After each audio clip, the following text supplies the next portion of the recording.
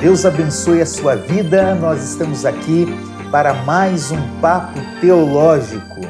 E como é bom estarmos juntos, como é bom voltarmos com o nosso Papo Teológico. Muita gente já estava com saudades. Nós já iniciamos, na verdade, essa é a segunda parte do nosso programa. Nós começamos falando sobre eleição e predestinação para a salvação. Sim ou não? E hoje nós vamos continuar nessa temática. Eu quero lembrar que o Papo Teológico é um programa da Igreja Missionária Evangélica Maranata e também do Instituto Bíblico Maranata. Se você ainda não conhece a Maranata, venha fazer uma visita em nossa igreja. Se você quer estudar um pouquinho mais de teologia, conheça o Instituto Bíblico Maranata. Você pode ter acesso no nosso site, igrejamaranata.com.br. Lá você vai encontrar um link para conhecer um pouquinho mais sobre a nossa igreja e sobre o Instituto Bíblico Maranata. Nós estamos aqui hoje com o pastor Patrick, pastor na nossa igreja aqui da Tijuca, pastor Ayrton, pastor da igreja de Nova Iguaçu, pastor Paulo Brito, nosso pastor presidente da Igreja Maranata, pastor na Tijuca também, e eu que estou servindo como pastor na nossa igreja do Recreio. Lembro que você pode colocar a sua pergunta nos comentários e assim que possível nós vamos responder e disponibilizar as perguntas no nosso site. Então você pode deixar lá a sua pergunta, se nós soubermos, nós vamos responder. Exatamente. Se não soubermos, nós vamos falar não sei, mas esperamos conseguir responder a sua pergunta. Pois bem, gente, a gente já começou o nosso programa anteriormente, falando um pouquinho o que é eleição, o que é predestinação, o que é a visão calvinista, quais são os 5 pontos do calvinismo e quais são os pontos arminianos, né, até mesmo num contraponto à visão calvinista. Agora, hoje eu tenho pergunta para vocês. E nós vamos começar então discutindo alguns assuntos, discutindo no bom sentido, né? Falando sobre alguns assuntos. Olhando para esses pontos calvinistas, pontos arminianos, mas principalmente pensando na eleição e na predestinação, a primeira pergunta que eu tenho para fazer é o seguinte: tudo o que acontece no mundo foi predeterminado por Deus? Ou seja, é da vontade de Deus? Ou podemos dizer que existem coisas que acontecem no mundo que Deus não deseja, mas permite? Então, são 2 perguntas em uma, aproveitando aí. Vamos lá, pastor Patrick, o que você pode me dizer? Responda tudo. Deus abençoe a sua vida, eu vou tentar. Eu acho que essa pergunta é bem propícia para a gente iniciar, né? Porque eu acho que ela já vai... uma pergunta que faz uma bifurcação, ela já divide 2 caminhos. Porque se eu creio, hipoteticamente, que tudo, sem exceção, bom ou ruim, que acontece no mundo, comigo, com você, com a humanidade, se isso é da vontade de Deus, eu vou seguir um caminho de pensamento. Como eu não creio nisso, acho que nós não cremos nisso, nós cremos que existem coisas que acontecem no mundo que não são da vontade de Deus, obviamente, são permissão, porque Deus está acima soberano, mas não é da vontade de Deus. Essa pergunta é importante por quê? Porque a linha sistemática calvinista vai dizer, quando dos textos que falam que Deus predestina baseado na presciência, eles vão dizer, até onde eu sei, que essa presciência é porque Deus também predeterminou. Eu não consigo enxergar no caráter do nosso Deus um Deus que todas as maldades, por exemplo, o pecado que entrou no mundo, eu não entendo biblicamente e no caráter de Deus que isso seja vontade de Deus. Não. Então, existem coisas que Deus não deseja, Ele permite, mas ainda assim não fugiu ao controle dele. Então, nós não cremos, acho que posso falar por nós, vocês podem depois confirmar, que Deus predestina baseado na presciência. Mas o fato dele saber não é que ele predeterminou isso. Por exemplo, 1 João 1,5 diz que isso é o que ouvimos dele, e isso anunciamos, que Deus é luz e nele não há trevas alguma. Então, eu não posso crer, porque biblicamente não vejo isso, que Deus seja o responsável pelo mal, pelo pecado, pelas malignidades desse mundo. Um exemplo prático, alguém que defende essa linha calvinista disse que, por exemplo, Deus determinou que os 2 aviões lá no ano 2000, 2001, 2001, Torres Gêmeas. atingisse as Torres Gêmeas. Deus determinou aquilo. Essa é uma perspectiva dessa visão calvinista, correto? Não determinou uma coisa, determina todos os males da humanidade. Ou seja, Deus é eu poderia adjetivar um ditador superior que faz o bem, faz o mal, faz tudo. Eu acho que isso é até uma visão muito mais veterotestamentária do que do Novo Testamento. Entendeu? Então, assim, eu não acredito, uma visão que eu digo parcial da revelação progressiva. À luz do Novo Testamento, principalmente, não é o caráter do Deus que eu creio. Eu acho que é por aí, né? Lógico. O pecado, né, por exemplo, nessa visão, há necessidade de se afirmar que o pecado foi determinado por Deus. Provém de Deus também. Provém de Deus. Para mim, é um absurdo. Eu acho que 1 João 2,16, eu até abri aqui, eu acho que vale a pena a gente ler, porque tudo o que há no mundo, os desejos da carne, os desejos dos olhos e a soberba da vida, não procede do Pai, mas procede do mundo. Ou seja, não procede da vontade de Deus. Não dá para aceitar que Deus determinou o pecado. Não. Dá, pastor Paulo? Não, Deus não determinou. Pelo contrário, ele sabia que o homem ia pecar, porque ele sabia de tudo. Mas assim mesmo, ele não interferiu no desejo do homem, na vontade do homem. O homem é livre para fazer as suas escolhas. Deus não permite, Deus não aceita algumas escolhas que os homens fizeram. Mas assim mesmo, ele não impede que nós a façamos, porque ele nos fez pessoas livres. Existem dois conceitos aí, vontade diretiva. Nós acreditamos na vontade diretiva. Há momentos que Deus direciona algo porque ele intenciona algo, correto? Isso a gente pode chamar de vontade diretiva. Mas também a vontade permissiva. Há momentos que, tudo bem, aquilo está acontecendo por uma escolha humana, por uma decisão equivocada de alguém, mas Deus permite aquilo, mas não que seja a sua vontade. Certo. Na verdade, tudo é permissão de Deus. Nada acontece sem que Deus permita, creio. Eu estou errado nisso? Raciocínio? Não. Não. Deus é soberano sobre tudo, mas nem tudo é vontade dele, deseja. Sim. De novo, do programa passado. Ponho diante de vocês o bem e o mal, a vida e a morte. Escolham, pois, a vida. A vontade de Deus não é para a morte, é para a vida. Pastor Ayrton, agora vamos pensar aqui. Presciência é sinônimo de predestino, de predestinar? Eu ficarei imaginando uma tradução de Romanos 8:29, sim. Ao que dantes destinou, a este predestinou. Cabe na cabeça de alguém uma tradução? Ao que predestinou, a esse predestinou?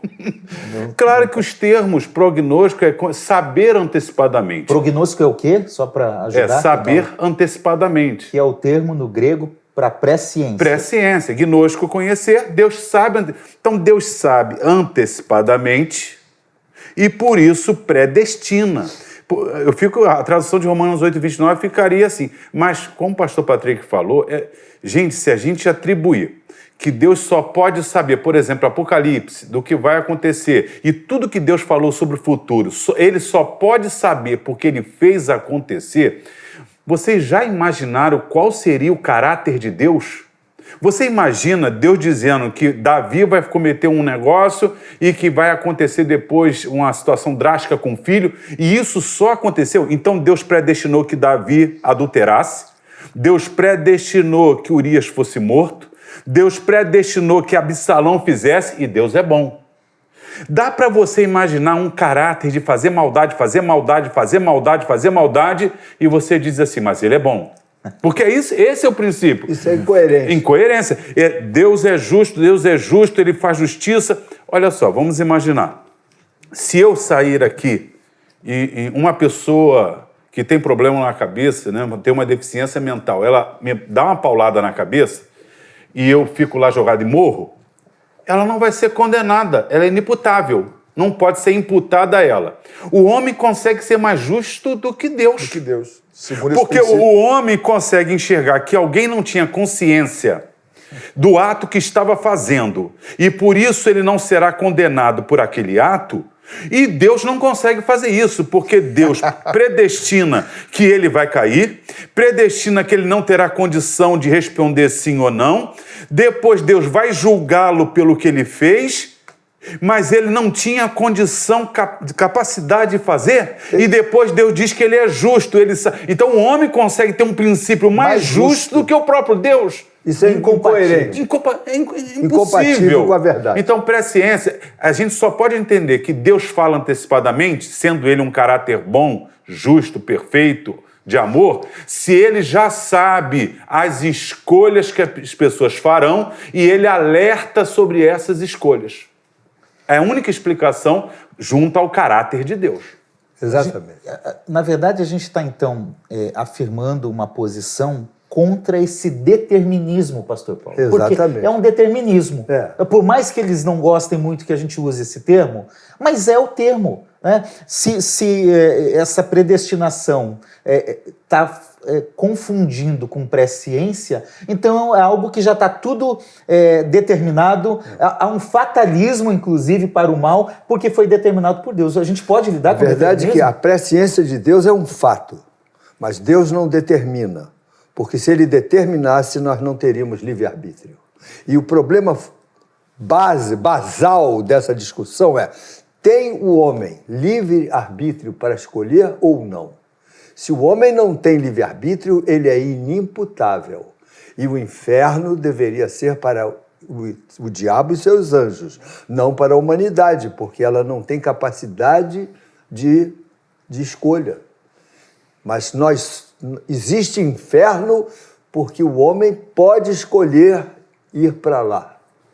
Pode rejeitar a salvação. Pode rejeitar a salvação. Pastor, se o senhor consegue imaginar que todos os estupros, assassinatos, todo o mal que a gente conhece nesse mundo, que a maldade impera, e a gente imaginar que isso, o Holocausto, que Deus ordenou que acontecesse aquele massacre, e depois nós vamos dizer que Deus amava cada uma pessoa que foi queimada, não é o amor salvífico, não.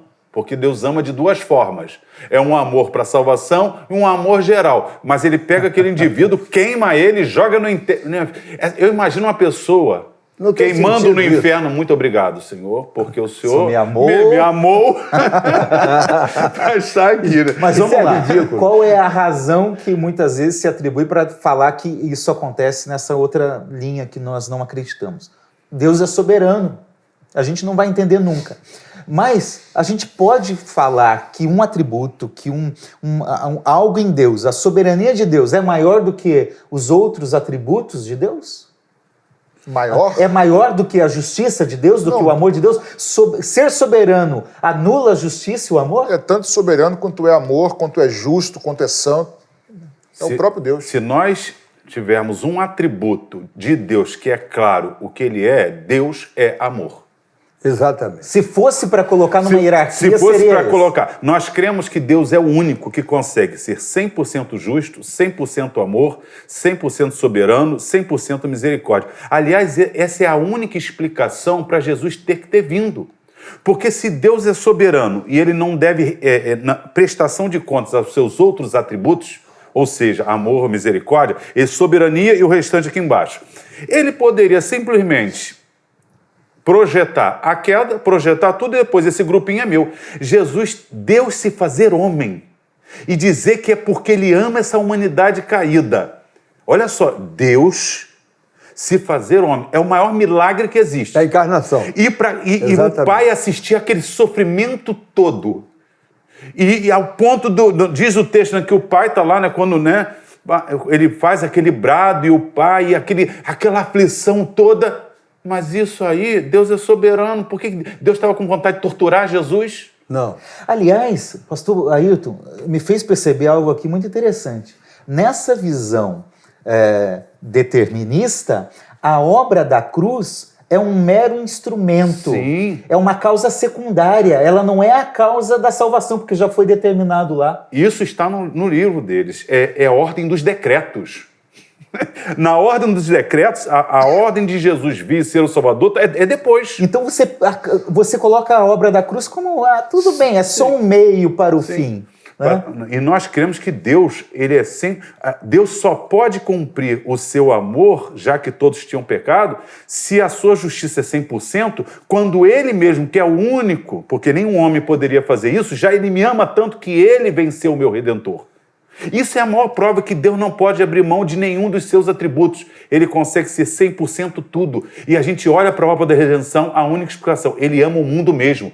E cada convite gracioso de Deus, eu amo vocês, voltem-se para mim, não endureçam os seus corações, eis que estou à porta e bato. Cada convite tem que ser sincero, porque senão não há sinceridade em Deus. E se não há sinceridade em Deus, quem não me garante que Deus está fazendo isso tudo? E no final ele chega lá e diz assim, já que é a soberania dele, não presta conta a nenhum de seus atributos, depois que todo mundo chega lá, eu enganei vocês, tá?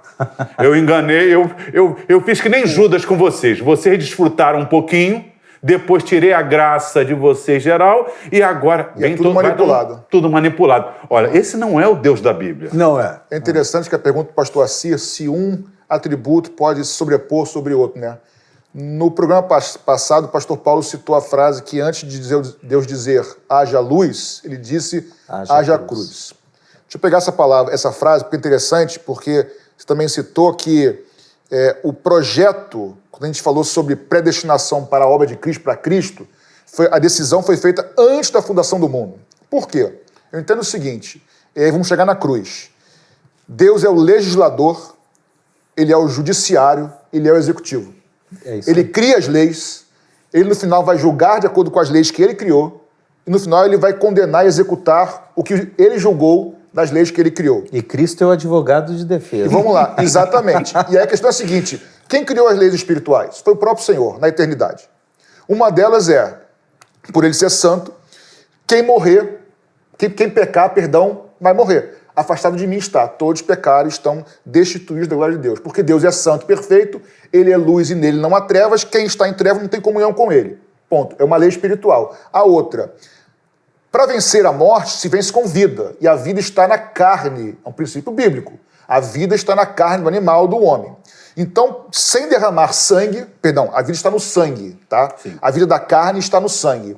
Sem derramar sangue, não há como haver remissão de pecados, porque o pecado gera morte, você vence morte com vida. Então tem que derramar o sangue, onde está a vida, para pagar o preço do pecado. Diga-se de passagem, pastor Patrick, essa necessidade do sacrifício de Cristo para pagar, para que nossos pecados fossem perdoados, isso é um mistério.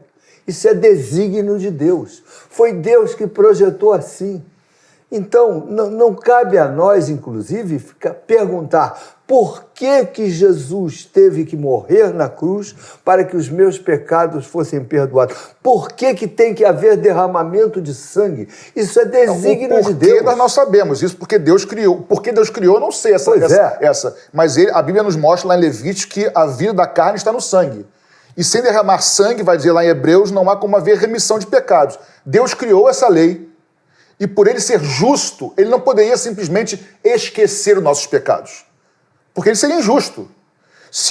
Eu sempre digo isso, um exemplo que eu ouvi que é perfeito. Se alguém violenta a minha irmã, aí pegam o culpado e levam para o tribunal. Aí o juiz julga, advogado de defesa defende, o outro condena, o juiz fala assim, realmente fulano é culpado de violentar a minha irmã, a irmã do Patrick. Mas eu, como sou um juiz bom e amoroso, vou absolvê-lo. Isso é justo? Não é justo. E Deus é justo, mas também é amor. Ou seja, na cruz... Considera a bondade e a severidade de Deus. Ou seja, na cruz do Calvário, antes de dizer luz, haja cruz. Na cruz do Calvário nós vemos a junção da justiça de Deus, porque alguém tinha que pagar o preço. Porque se ele simplesmente nos absolvesse, estaria sendo injusto. Então alguém tinha que pagar o preço dos nossos pecados. E onde está o amor de Deus? Ninguém podia fazer isso, senão ele próprio. Verdade. Aí ele vem ao mundo e morre em nossos lugares. Então, quando Deus falou, vou criar a humanidade, ele já sabia. Porque quem ama dá liberdade, quem ama não escraviza. Exatamente. Então Deus dá liberdade ao homem. Só que se eu der liberdade ao homem, conjecturando aqui, eles podem cair. Então eu vou ter que ir lá resgatá-los, porque ninguém pode fazer isso. Aí é depravação total. Todos vão estar perdidos. E aí Deus vem, haja cruz antes de haver luz. Então isso faz parte do projeto de Deus. Não a queda. Não pecado, mas resgatar e salvar o homem. Então eu vejo que na cruz é a junção do amor de Deus, da soberania de Deus E da justiça de Deus. de Deus. A cruz é o centro. Igualzinho, a soberania não está acima dos Não outros está dois. acima. Então vamos lá, uma segunda pergunta, aproveitando o seu embalo, pastor Patrick. A responsabilidade humana anula a soberania de Deus?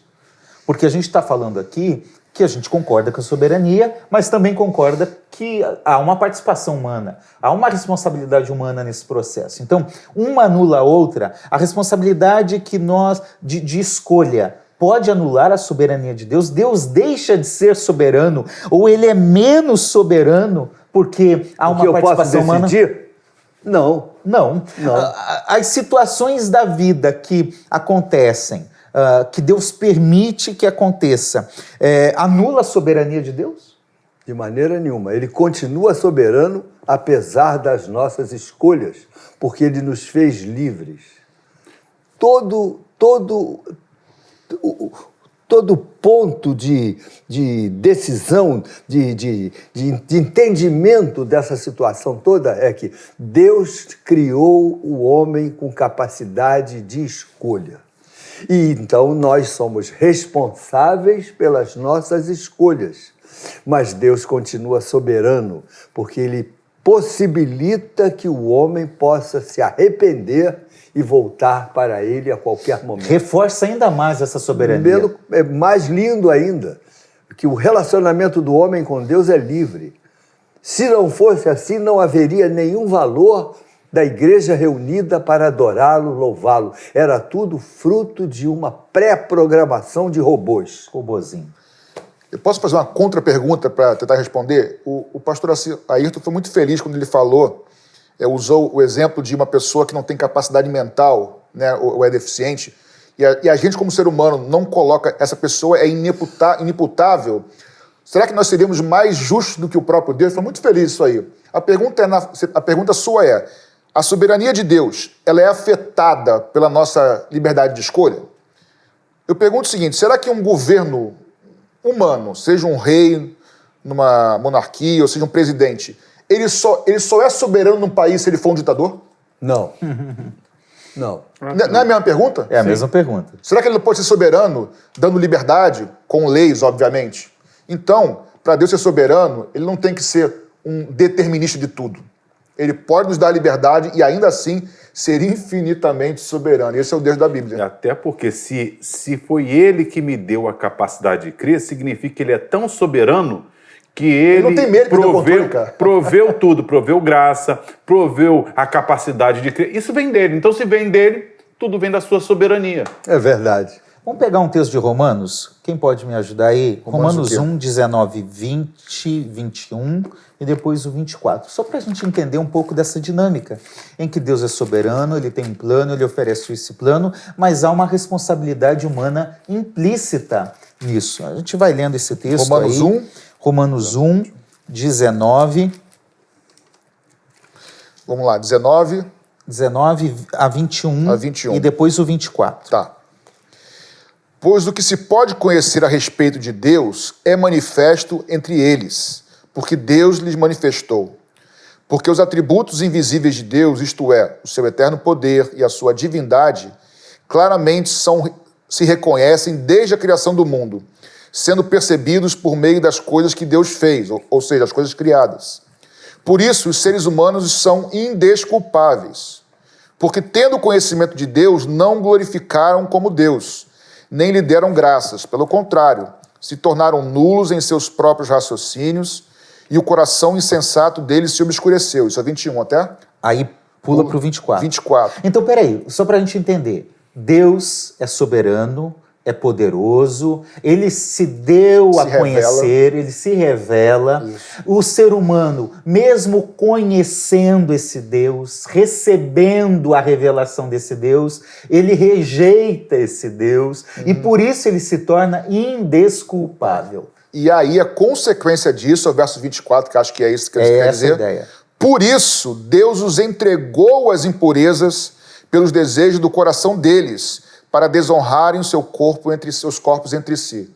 Então, o que eu entendo aqui é o seguinte, as pessoas têm a capacidade de conhecer a Deus, recebem a revelação, rejeitam essa revelação, ao ponto de Deus os entregar às suas paixões. Isso aqui, para mim, é um princípio, pastor Assir, de toda a história de Israel. Qual a história de Israel? Deus tinha um povo, e o povo andava bem com Deus, fiel a Deus. Ele lutava contra os inimigos e prevalecia sempre. Lutava contra os amorreus, os jebuseus, os heteus, sempre prevalecia. Aí o povo de Deus, de Israel, se afastava do Senhor. O que Deus fazia? Ayrton levantava profetas, falava, povo meu, estão no caminho errado. Se o povo se arrependesse, continuava lutando contra os inimigos e prevalecendo. Se o povo não se arrependesse, eles lutavam, o texto diz assim, Deus os entregou nas mãos dos filisteus. Deus os entregou nas mãos, ou seja, é um princípio da ira de Deus. Deus entrega, e quando Deus entrega o homem aos seus próprios desejos, não quer andar comigo? Eu estou tentando, você não quer? Andarão dois juntos, se não estiverem de acordo. Chega um momento que Deus fala assim, tá bom, então seja feita a tua vontade. Isso é o oposto do Pai Nosso, na verdade, né? O Pai Nosso o que é? Seja feita a tua vontade, na terra, na minha vida, como nos céus. Aqui é o contrário, tá bom, então seja feita a tua vontade. Quando Deus entrega um homem a sua própria vontade, aí é uma desgraça total. Para a gente fechar esse ponto aí, então vamos lá. Crer na soberania de Deus não significa aceitar esse determinismo fatalista. Não. Mas crer que os seus atributos estão em harmonia. São harmônicos. Harmônicos. Correto? Correto. Ele é justo, ele é bom, e aliás, Paulo recomenda isso, Romanos 11, 22. Considera, pois, a nós a bondade e a severidade de Deus. Então a gente tem que entender isso de uma forma Deus é bem simples. equilibrado, né? Ele é equilibrado, graças a Deus. E por isso que a gente tem que pregar um evangelho com Equilíbrio. É isso aí. Terceira pergunta. Espero que você esteja gostando e que esteja abençoando a sua vida. Terceira pergunta, gente. Olha que bonito isso aqui. Olha que legal. Olha lá, gente. Olha aqui o novo momento do Papo Teológico, alto nível, no novo estúdio aqui da nossa igreja. O fato de o ser humano estar morto em seus pecados, que é o que Paulo nos diz em Efésios, o impossibilita, pastor Ayrton, de fazer escolhas e assim receber ou rejeitar a salvação oferecida por Deus. Ele está morto, então ele não pode aceitar nada, ele não vai ver nada. Eu sei que no programa anterior você deu umas pinceladas sobre isso. Complemente essa resposta agora. Primeiro que seria, todos os apelos de Deus seriam mentirosos. Cada apelo de Deus, ele seria mentiroso. Aquele que eu cito, imagine Jesus chorando sobre Jerusalém.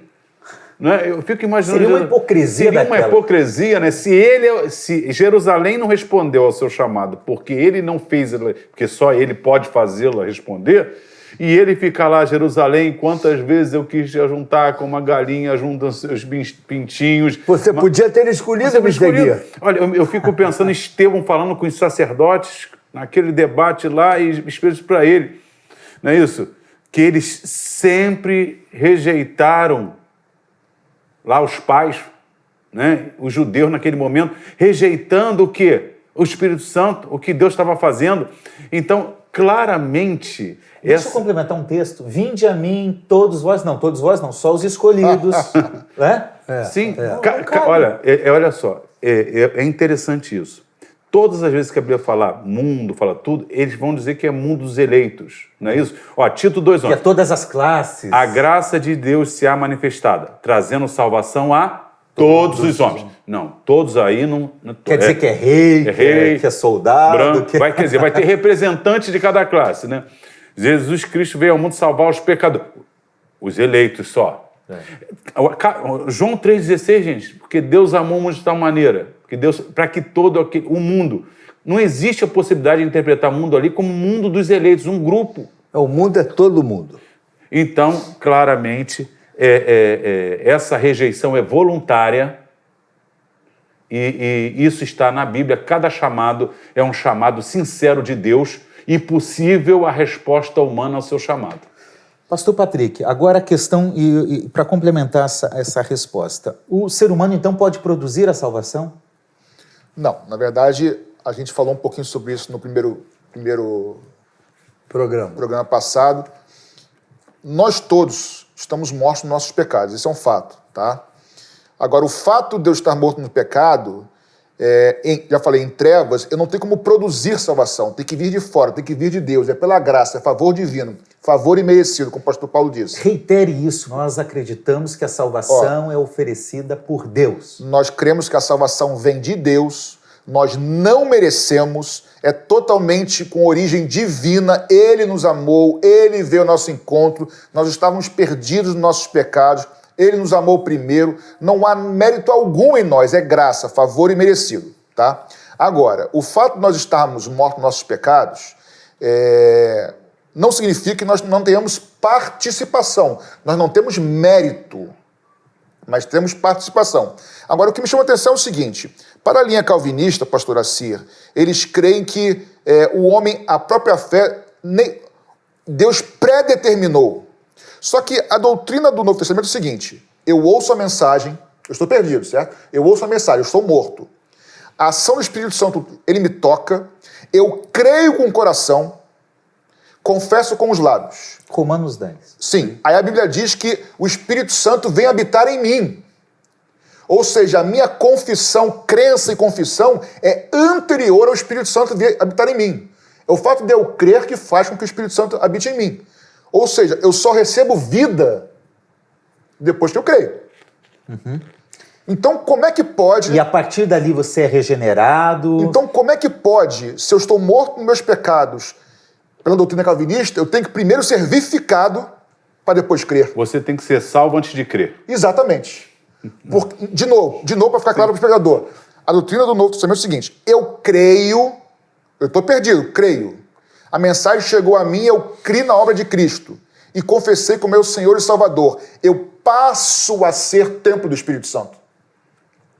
Então eu estava morto. Depois da fé, da crença e confissão, é que ele vem me habitar em mim, me justifica e passa a habitar em mim.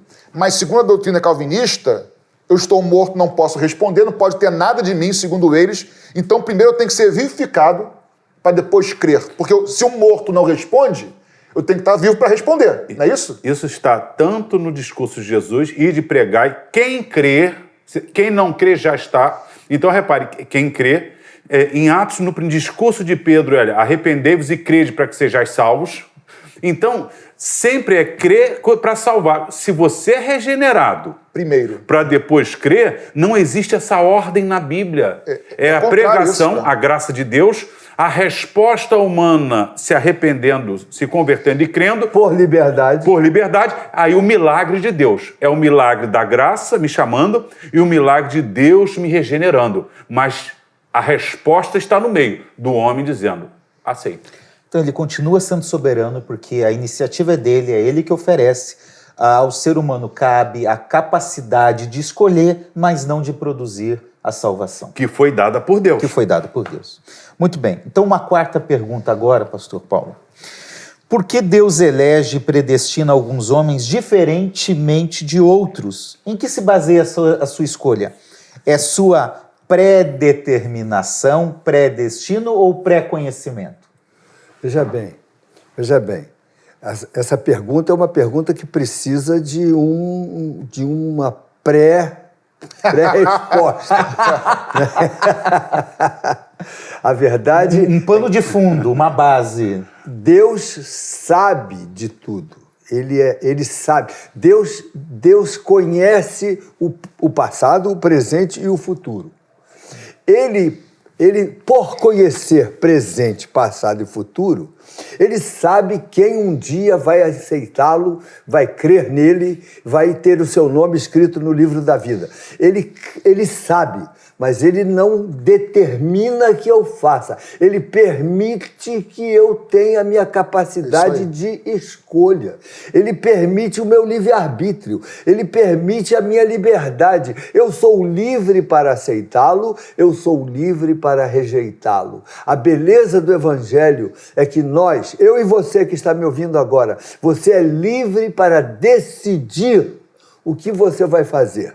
Você pode crer se você abrir o coração, depende de você. Lógico que o Espírito Santo está por trás desse processo. Ele vai tocar no seu coração. Ninguém crê sem o toque do Espírito Santo, mas é você que pode decidir crer ou não. Senão, nós seríamos inimputáveis. E nós somos imputáveis, porque nós temos capacidade de aceitá-lo ou de rejeitá-lo. Muito bem.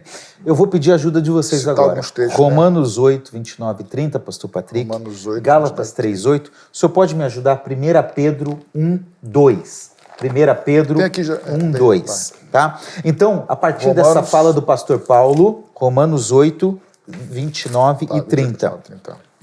A eleição e a predestinação, esse destino prévio, traçado por Deus, então está baseado em sua presciência, em seu pré-conhecimento. E não é porque ele teve que voltar lá para ver, é porque ele está aqui, está lá e está no futuro. Ele é atemporal.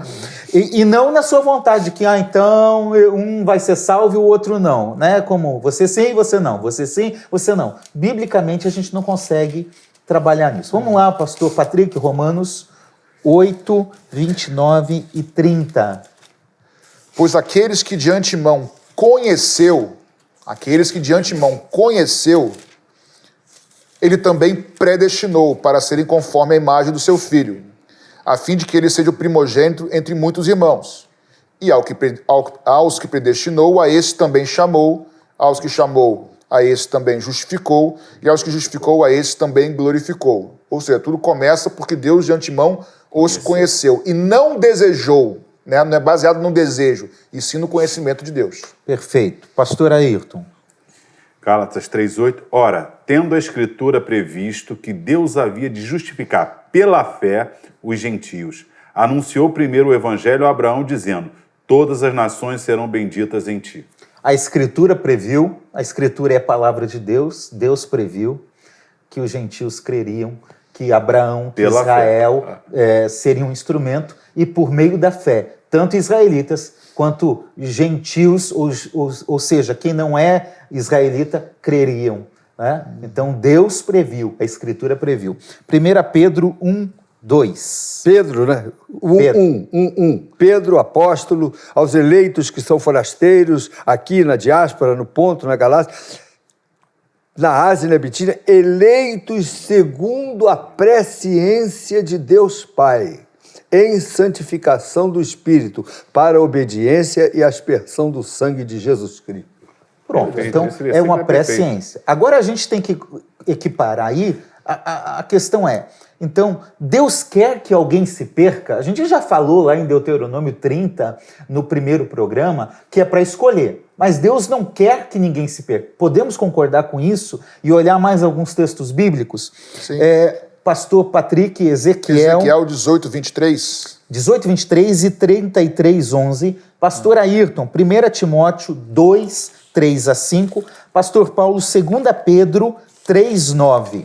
E eu vou pegar aqui 1 João 2, 2. Então vamos começar com o que diz o profeta Ezequiel lá no Antigo Testamento. Por favor. Ezequiel. A Bíblia, para nós, ela é clara em dizer que Deus não quer que ninguém se perca. 23 e 18, 23 isso. e 33, 33. 11. Tá. O Ezequiel 18, 23 diz assim: vocês pensam que eu tenho prazer na morte do ímpio? Diz o Senhor Deus. Não. Eu desejo muito mais que ele se converta dos seus maus caminhos e viva. Ou seja, claramente que Deus não tem prazer na morte do ímpio. Ou seja, se Deus não tem prazer, se Deus não deseja que o ímpio morra e vai para o inferno, como é que ele predestinou, baseado na sua vontade, que o cara vá para o inferno? Não. É bipolar Deus agora? Não pode ser. Não Ele não existe. deseja, então. Não deseja. Não deseja. Tá claro. 33, Ezequiel, 11, aproveitando que você está... 33, usando a tecnologia, 33, 11. Isso. Vou trazer uma Vamos Bíblia lá. da Sociedade Bíblica para você. Diga-lhes, tão certo como... Eu tô lendo na Nova Almeida atualizada, tá bom? Coraçãozinho pra você. Coraçãozinho. Diga-lhes, tão certo como eu vivo, diz o Senhor, não tenho prazer na morte do ímpio. Vou ler de novo. Tão certo como eu vivo, diz o Senhor Deus, não tenho prazer na morte do ímpio, mas em que o ímpio se converta do seu mau caminho e viva. Convertam-se dos seus maus caminhos, para que vocês, porque vocês haveriam de morrer, ó causa de Israel. Mais uma vez, Deus não tem prazer, Deus não deseja, Deus não quer que ninguém vá para o inferno ou que morra sem o Senhor. Então, Deus não predestina ninguém para perdição. Vamos lá, vamos para frente. 1 Timóteo 2, 3 a 5. Eu vou ler até o 6, porque fala da redenção para todo mundo. Tá. Porque isto é bom e agradável diante de Deus, nosso Salvador, que quer que todos os homens se salvem e venham ao conhecimento da verdade. Porque há um só Deus e um só mediador entre Deus e os homens, Jesus Cristo, homem, o qual se deu a si mesmo em preço de redenção por todos, para servir de testemunho a seu tempo. Esse todos não são todos?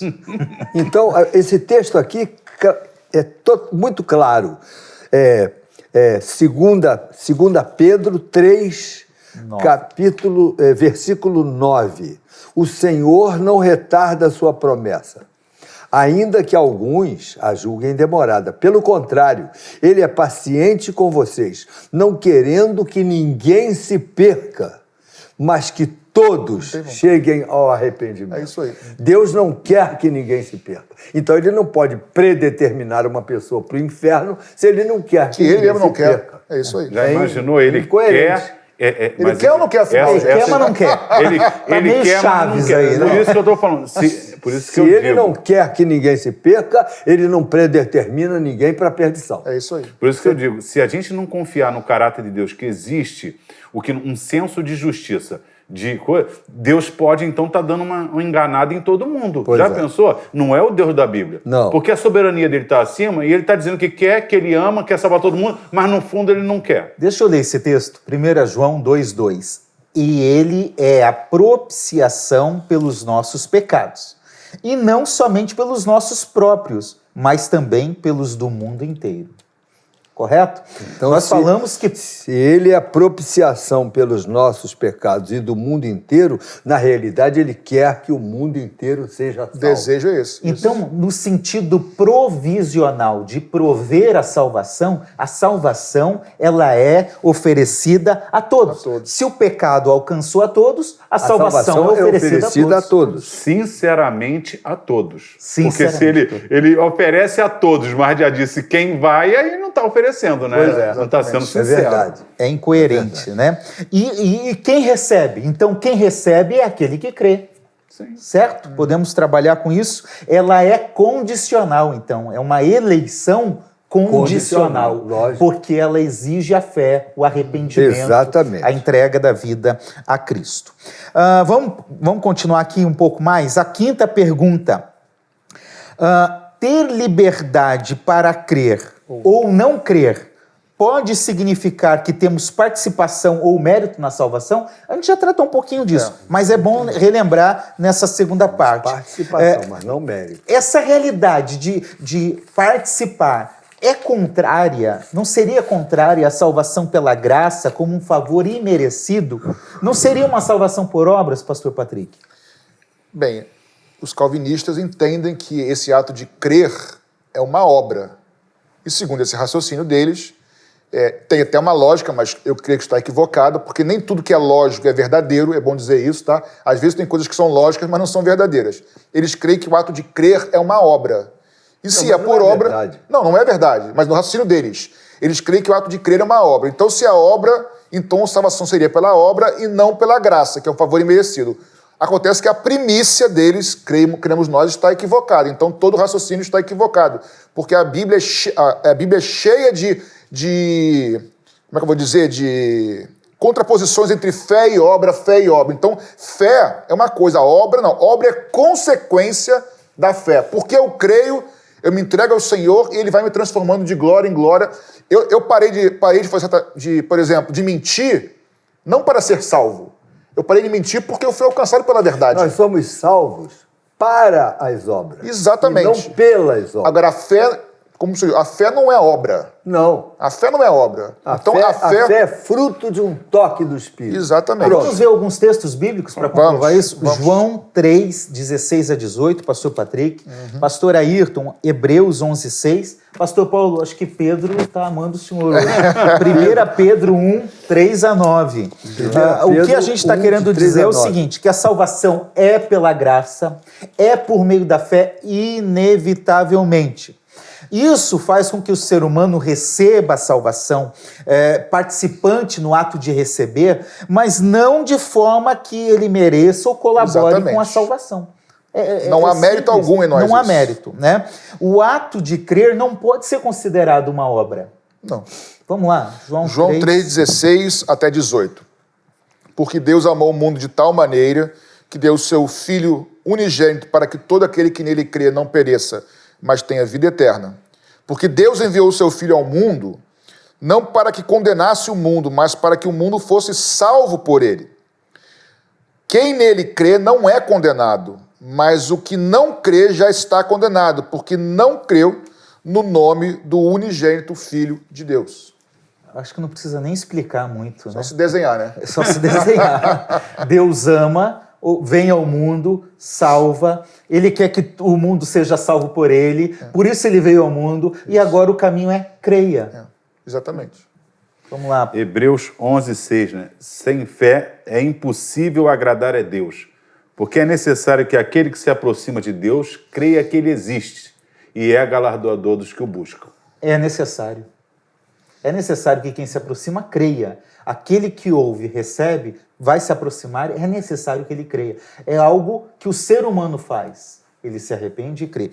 1 Pedro 3 até o 9, pastor. É um texto um pouco mais longo, mas eu acho que vale a pena a gente dar uma lida no contexto. Bendito seja o Deus e Pai de nosso Senhor Jesus Cristo, que, segundo a sua grande misericórdia, nos regenerou para uma viva esperança, mediante a ressurreição de Jesus Cristo dentre os mortos. Para quê? Para uma herança que não pode ser destruída, que não fica manchada, que não murcha e que está reservada nos céus para vocês, que são guardados pelo poder de Deus mediante a fé, para a salvação preparada para ser revelada no último tempo. Nisso vocês exultam, embora no presente, por breve tempo, se necessário, sejam contristados por várias provações, para que, uma vez confirmado o valor da vossa fé que vocês têm, muito mais preciosa do que o ouro perecível, mesmo apurado pelo fogo, resulte em louvor, glória e honra na revelação de Jesus Cristo. Mesmo sem tê-lo visto, vocês o amam. Mesmo não o vendo agora, mas crendo nele, exultam com uma alegria indescritível e cheia de glória, obtendo o alvo dessa fé, a salvação da vossa alma. A fé que nós expressamos tem um alvo, a salvação. Exatamente. A fé é essa participação humana que coube a nós nesse processo. Eu costumo pensar sobre isso assim, rapidamente. Imagine que eu fizesse uma oferta, chegasse aqui e desse para vocês três, cada um cheque de R$1.000. Por favor, faça isso. Vocês trabalharam para ter esses R$1.000, não fizeram nada para mim, mas o pastor Paulo acredita, diz assim, quer saber uma coisa? Eu não fiz nada, mas eu vou lá no banco ver se tem fundos. O pastor assim brinca, não, quer saber de uma coisa? Ninguém dá nada para ninguém. De graça. De graça, não vai. O Patrick fica em cima do muro, sei lá, será que... Se for, não perco nada, estou à toa, eu vou lá também. Chegaram no banco. O fato de eu ter pegado o cheque, né, vocês pegaram o cheque de mim, levar ao banco, vai ter saldo no banco? O mérito é de quem botou o dinheiro no banco. Porque se eu der um cheque para vocês, esse cheque for mentiroso, vocês vão chegar lá, ó, não tem R$1.000 nenhum, não tem saldo. O mérito é meu, que botei o dinheiro no banco. Exatamente. E o de vocês não é mérito, você não fez obra nenhuma para receber. O que você tem? Você somente, decidiu dizer, não, eu não tenho nada a perder, eu vou. Eu não me fiz nada, mas eu vou. Quando você vai lá e saca o cheque, não foi o cheque que gerou o saldo, mas foi o que eu fiz que gerou o saldo e você apenas porque acreditou, recebeu. Então preste atenção, fé, arrependimento e conversão não salvam. Eles só são instrumentos para receber o que tem de saldo. O sangue de Jesus é o saldo do banco. A pregação é a oferta. Ele rejeitou, os dois aceitaram, mas só existe salvação porque há sangue para me salvar. A fé, arrependimento e crer só se apossa de algo que existe. Se não tivesse sangue de Jesus, Não teria a salvação. proposta seria a mesma, eu chegaria todo feliz. Ó, eu criei, me arrependi, me converti, agora estou aqui. Mas não tem saldo na conta. Só existe salvação por graça, sangue de Jesus. E nós, o nosso ato, não é ato meritório, Não. mas Tem participação, né? participação de receber E obediência. o saldo que já existe. Muito bem. Queria agradecer a ele, porque nesse segundo exemplo eu fui pro céu, porque no primeiro eu fui pro inferno, né, cara? Graças a Deus. Obrigado, viu? E a gente pode pegar o cheque ao término do programa. sem problema. Exatamente. Vamos para a última pergunta? Vamos. A pergunta é: a partir de tudo que nós falamos, é possível alguém alcançado pela graça, que recebeu a salvação, retroceder e, conforme é o dito popular, perder a salvação? O perder a salvação é um dito popular, né? Vamos pensar aqui em retroceder, ou o termo que biblicamente é utilizado, cair da graça. É possível? Infelizmente, é possível a pessoa que trilhou por um período, que creu, que foi discípulo, ele pode, teoricamente, apostatar da fé. A Bíblia fala de pessoas que apostataram da fé. Ora, você só apostata de alguma coisa se você a tinha antes. Lógico. Sim. E rejeitou depois. Então, a Bíblia tem uma passagem que pessoas que tiveram a experiência com Deus, foram iluminados e caíram. Ora, então cair é possível. Lógico que aquele que cai, ele pode se arrepender. Ele pode voltar ao primeiro amor. Ele pode pedir perdão. Deus sempre perdoa o que se arrepende. Mas se a pessoa quiser voluntariamente se afastar dos caminhos do Senhor, Jesus não vai obrigar ninguém a ir para o céu na marra. Só vai para o céu quem quer. Vamos pegar alguns textos bíblicos? Vamos lá? Gálatas 5:4, pastor Patrick, por favor. Pastor Ayrton, Hebreus 6:4-6 e do 10:37-39.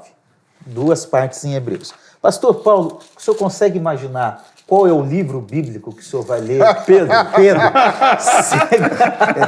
Segunda Se Pedro. combinasse, não dava certo. Não dava certo. Segunda Pedro 2, versículo 1, versículo 15 e versículo 20. 1, 15 e 20. Vamos lá, Gálatas 5:4. 5:4 é esse aqui. Separados estáis de Cristo, vós os que vos justificais pela lei, da graça tendes caído.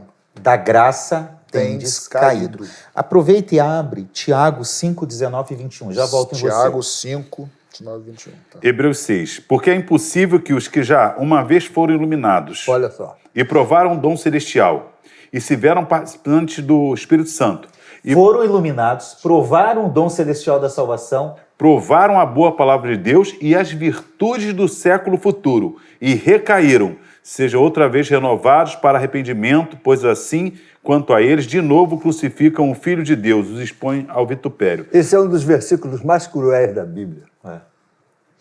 Aliás, eu proponho aqui que a gente trate um dia Hebreus 6 isoladamente, tá certo?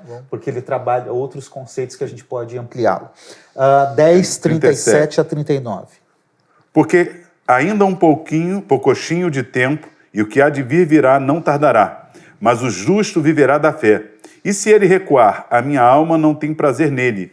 Nós, porém, não somos daqueles que se retiram para a perdição, mas daqueles que creem para a conservação da alma.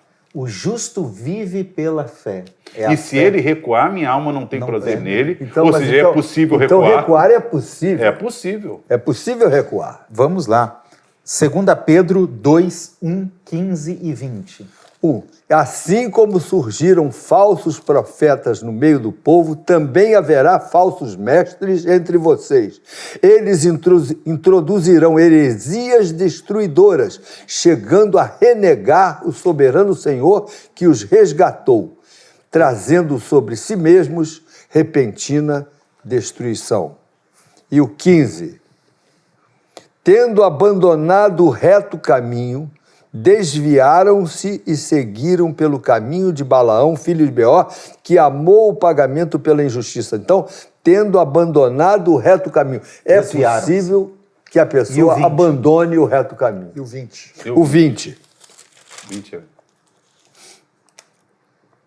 Portanto, se depois de terem escapado das contaminações do mundo, mediante o conhecimento do Senhor e Salvador Jesus Cristo, se deixam enredar de novo e são vencidos, o seu último estado se tornou pior do que o primeiro. Então se deixaram enredar de novo pelas heresias, pelos caminhos errados. Eu acho que o verso 1, eu acho...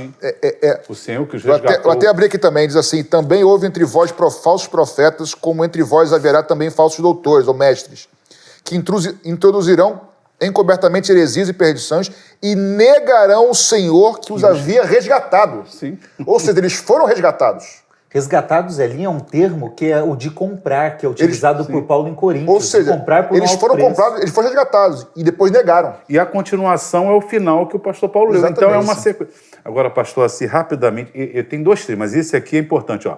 Também, 1 Coríntios 15. Também vos notifico, irmãos, o evangelho que já vos tenho anunciado, o qual também recebestes e no qual também permaneceis, pelo qual sois salvos. Olha só.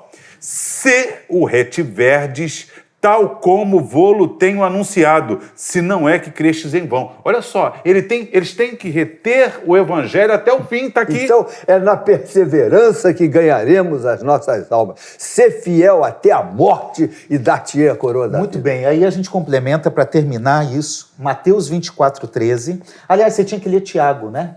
Leia Tiago. Tiago, tinha? Por favor, Mateus 24:13. Eu tinha falado Tiago Já vi, 5:19 e 21. Ele diz, irmão, se algum dentre vós se tem desviado da verdade e alguém o converter, saiba que aquele que converter um pecador do erro do seu caminho salvará da morte uma alma e cobrirá a multidão de pecados. Ou seja, alguém que se desviou da verdade. Estava na verdade e se desviou. Ou estava na verdade, retrocedeu, ou negou, ou se desviou. São várias formas de falar a mesma coisa, né? Pastor Paulo? Só uma coisa que eu queria falar.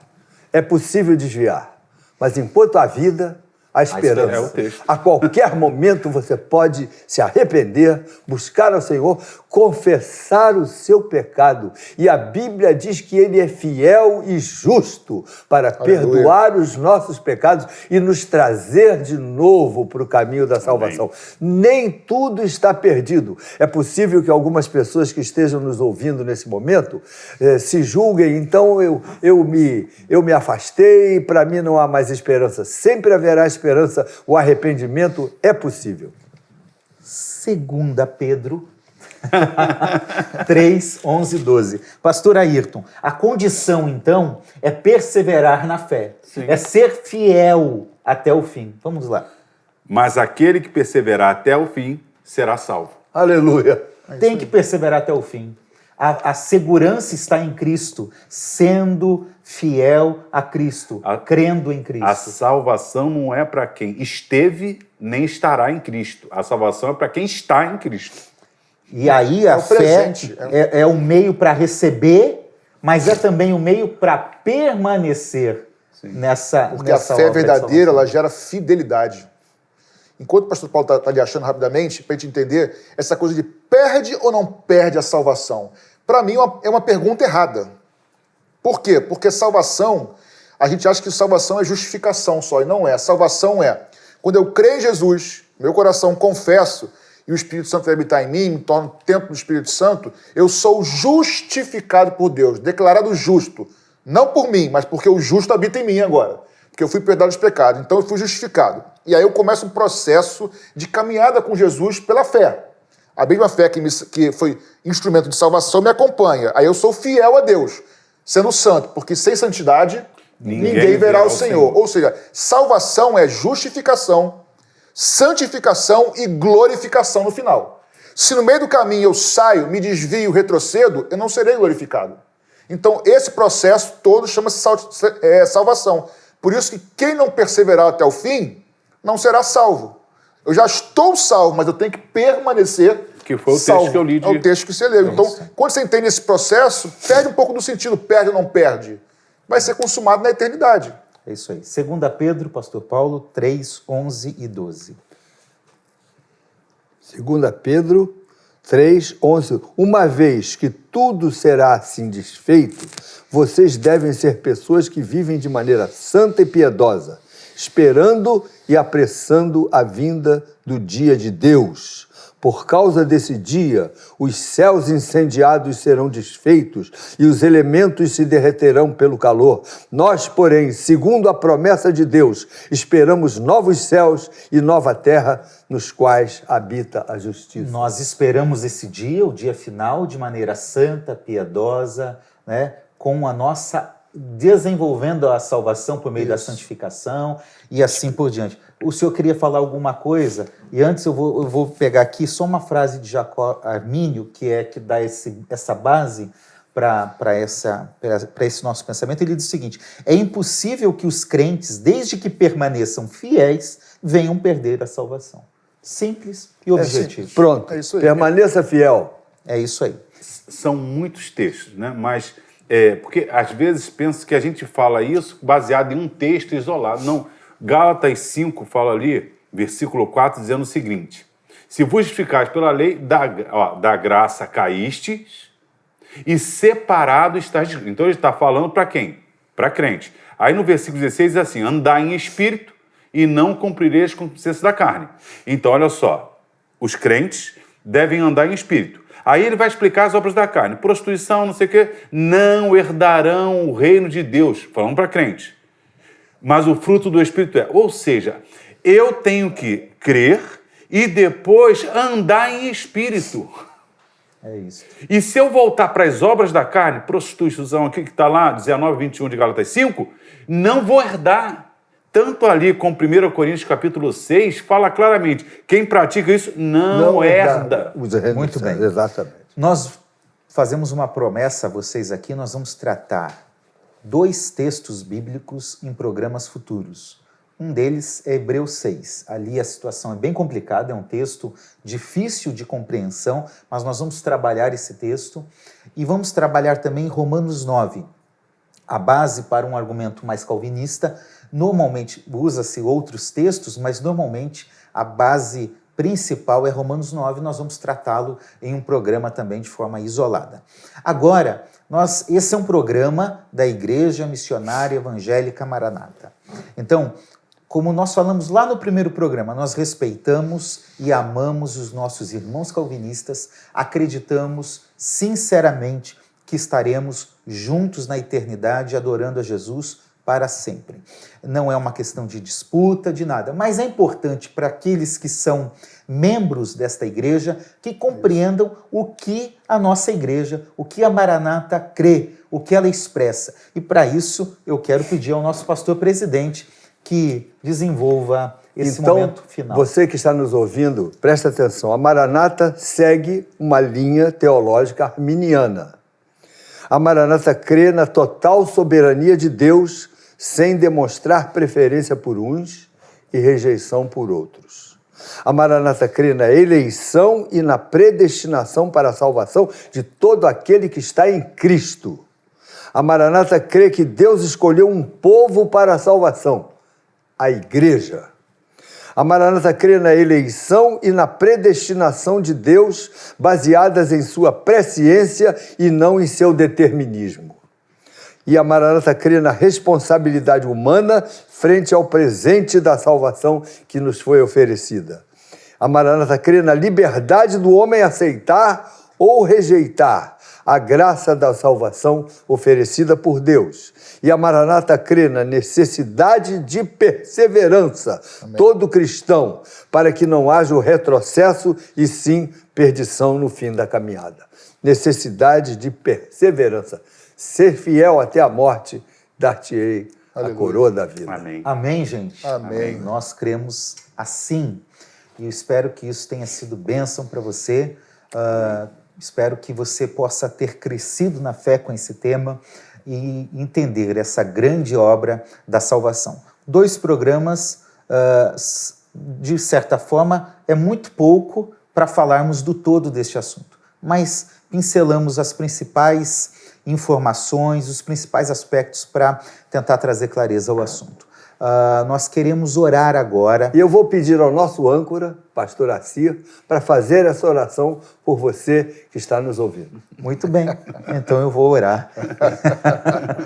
Se você puder, feche seus olhos com a gente, nós vamos orar agora. Pai, nós te louvamos porque o Senhor é bom e porque sua misericórdia dura para sempre. Amém. Nós te louvamos porque reconhecemos que a salvação é uma obra sua, é uma iniciativa sua. O Senhor nos amou de tal forma que nos deu um presente, Cristo Jesus, o nosso Senhor, que veio a este mundo, morreu em nosso lugar, ressuscitou e nos deu vida eterna. Obrigado por isso. Obrigado, é isso que Deus. nós celebramos Aleluia. nesse programa, Graças nesse a papo Deus. teológico. Aleluia. Também oramos agora por cada espectador, por cada Amém, pessoa, por cada família. Amém, Jesus. Pedimos que aqueles que têm agora algo a apresentar ao Senhor, uma necessidade, que o Senhor, em sua soberania, em sua graça, em sua misericórdia, olhe por nós, olhe por todos nós e atenda a nossa oração. Traz cura, libertação, transformação àqueles que precisam. E assim nós glorificamos e exaltamos o teu nome. É em nome de Cristo nome de Jesus Jesus. que nós oramos e agradecemos.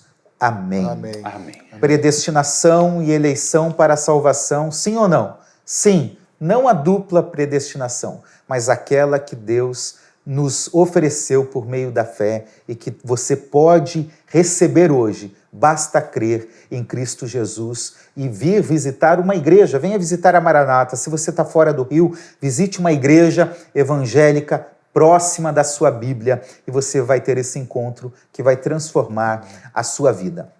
Este é um programa oferecido pela Igreja Maranata e patrocinado, apoiado, sustentado pelos membros da Igreja Maranata por meio das suas ofertas e dos seus dízimos. Se você é membro desta igreja, se você quer contribuir, quer ofertar, você pode fazê-lo por meio dessas informações que estão na sua tela e fazendo uma transferência para os nossos bancos. E mais do que isso, venha nos visitar e conhecer a nossa igreja. Amém. Foi bom estar com você. É muito bom, não é, gente? Muito bom. Estamos Muito felizes. bom. Que Deus abençoe Deus vocês. abençoe vocês. E até o próximo Papo Teológico. Até mais. Deus Até mais. abençoe. Deus abençoe.